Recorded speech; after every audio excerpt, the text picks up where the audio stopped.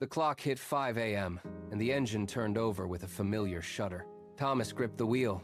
His boots were covered in years of dried sawdust, the leather stiff and creased from decades of heavy lifting. Beside him, a metal thermos rattled against the dashboard with every bump in the road. He did not drive toward a glass-walled office or a downtown high-rise. He drove toward the edge of the city, where the horizon was marked by timber and stacks of raw lumber. For 30 years, this had been his only commute. He pulled into the job site, killed the engine, and stepped out into the biting morning air. The silence of the site was absolute. He checked his watch, adjusted his grip on his measuring tape, and walked toward the first pile of wood. Every movement was efficient, stripped of wasted energy. He had done this thousands of times before. He did not rush, and he did not hesitate. He simply walked to the center of the site and began the day's work, measuring board after board while the sun began to bleed over the tree line. Years drifted back. At 22, the job site felt different, less familiar. Thomas sat on a stack of rough-cut pine, wiping sweat from his forehead with a sleeve. Beside him, Frank unrolled a piece of wax paper and pulled out a thick sandwich. The sound of saws echoed in the distance, but the immediate space between them was quiet. Frank chewed slowly, eyes fixed on the horizon, before he looked at the younger man. He gestured with a half-eaten crust toward the construction site. "Most people work hard their whole lives," Frank said, his voice gravelly, "but they never make their money work hard." He took another bite and looked away. Thomas held his hammer, the weight of the steel feeling suddenly different in his grip. He looked at the wood, then at the sprawling site, and finally at the older man. The words hung in the air, distinct and sharp. Thomas did not respond. He did not need to. He watched the crumbs fall onto the sawdust, his mind moving past the immediate task of building houses to the mechanics of building a life. The rhythm of his future shifted in that exact moment. That evening, the air was cooling as Thomas walked into the local bank. He had a small stack of bills, a fraction of his weekly pay, tucked into his pocket. The branch was quiet, smelling of floor wax and stale air. He waited in line, watching the teller count out cash for a customer who was clearly in a hurry. When it was his turn, he pushed a folded slip across the counter. He was opening his first brokerage account. Outside, his friends were gathered near the parking lot. They were loud, comparing the features of brand new trucks and showing off expensive gadgets that glinted in the fading sunlight. They invited him to grab a drink, to spend some of the money he had just earned. Thomas declined. He walked back to his own vehicle, his pockets feeling lighter, yet his pulse steady. He did not have the newest tools or the flashiest ride.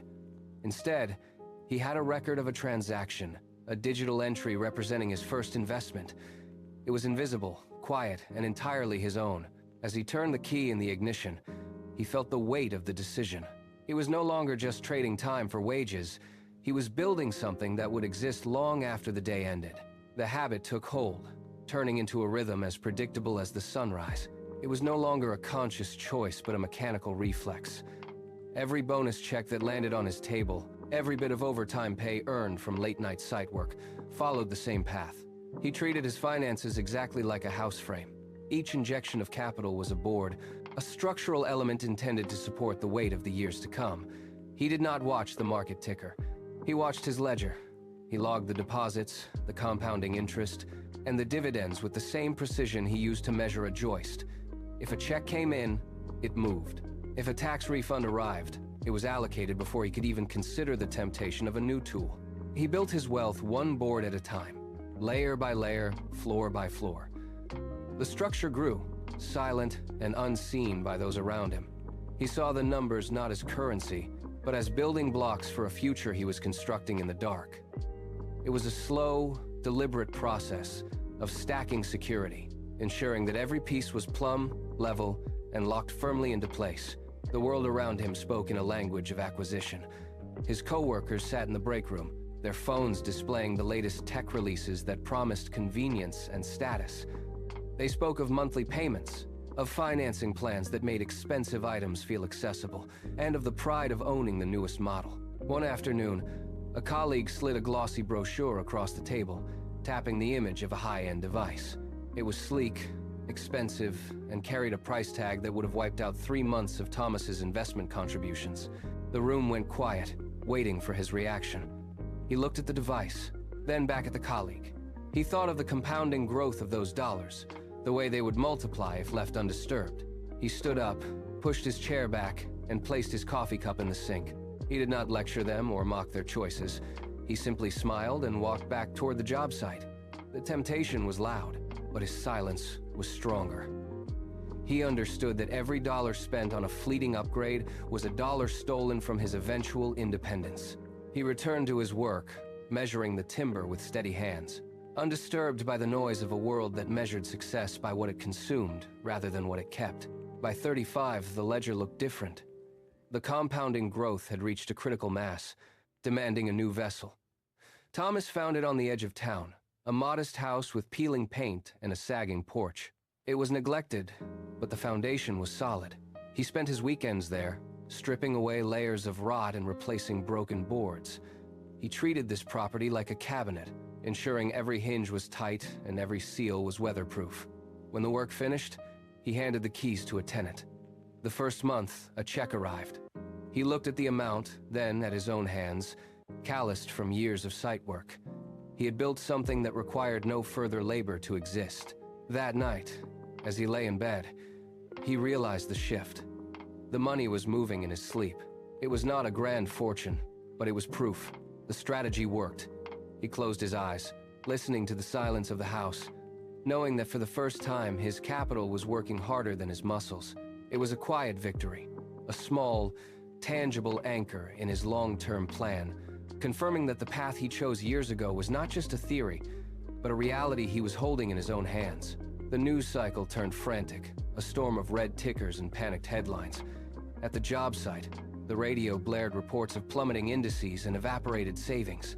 Men who had spoken of their portfolios with pride now walked the floor with hollow eyes, their voices tight with fear. One coworker slammed his hand against a workbench, shouting about liquidation and the need to get out before everything hit zero. The panic was infectious, a physical weight in the air that demanded a reaction. Thomas kept working. He measured the timber, marked the cuts, and set the saw to the wood. He heard the chaos, saw the desperation in his peers, but he did not stop to check his account balance. He knew the history of the cycle. Peaks and valleys were the terrain, not the destination. When a foreman asked if he was worried about the collapse, Thomas simply shook his head and adjusted his safety goggles. He did not sell, he did not panic, he did not deviate.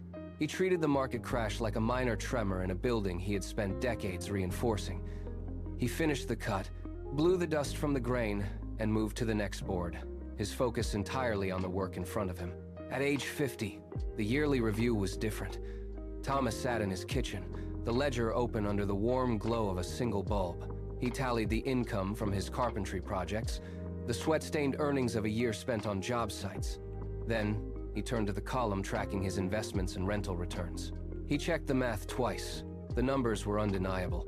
His capital had generated more profit in 12 months than his labor had produced in the same time frame. He leaned back, the chair creaking against the floorboards. The rhythm of his life had officially shifted. For 3 decades, he had traded time for money, board by board, hour by hour. Now, the weight of the work had transferred to his assets. It was not a sudden explosion of fortune, but a silent crossing of a line he had been walking toward since he was 22. He looked at his hands, calloused and steady, then back at the ledger. The struggle to earn was no longer the primary engine of his survival. He had reached the tipping point where his past decisions finally possessed enough momentum to carry his future. He closed the ledger, the sound sharp in the quiet house, and understood that the marathon was effectively won. The next morning, Thomas pulled into the gravel lot at 5 a.m. His truck rattled in the pre-dawn chill, but the familiar ache in his joints felt different now. He was no longer tethered to the site by the threat of an empty bank account. He climbed out, walked to the back of his truck, and pulled out his framing hammer. A younger worker stood nearby, eyes heavy, complaining about the grind of the upcoming week.